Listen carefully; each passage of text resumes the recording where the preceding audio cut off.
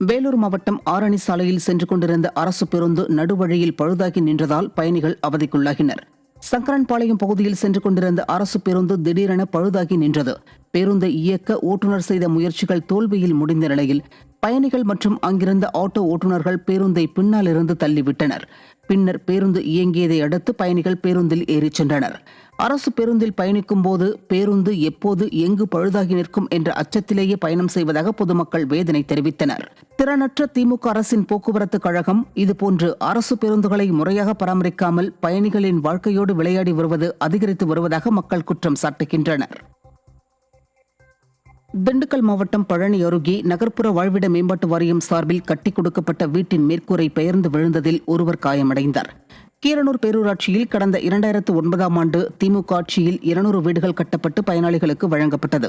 தரமற்று கட்டப்பட்டதால் 16 ஆண்டுகளிலேயே பல வீடுகளில் விரிசல் ஏற்பட்டு எந்த நேரத்தில் இடிந்து விழுமோ என்ற அச்சத்துடனேயே மக்கள் வாழ்ந்து வருகின்றனர்.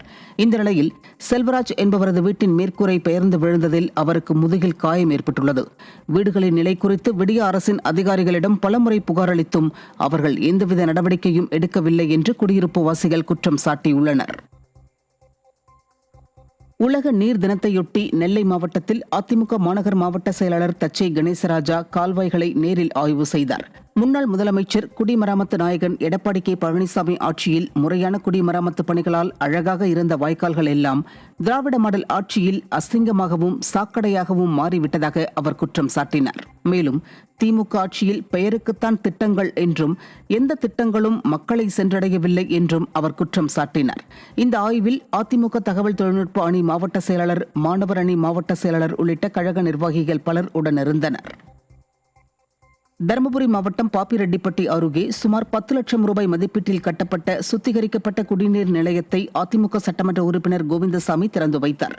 கடத்தூர் அரசு ஆண்கள் மேல்நிலைப் பள்ளி அருகே சட்டமன்ற உறுப்பினர் மேம்பாட்டு நிதியிலிருந்து சுத்திகரிக்கப்பட்ட குடிநீர் நிலையம் கட்டப்பட்டது.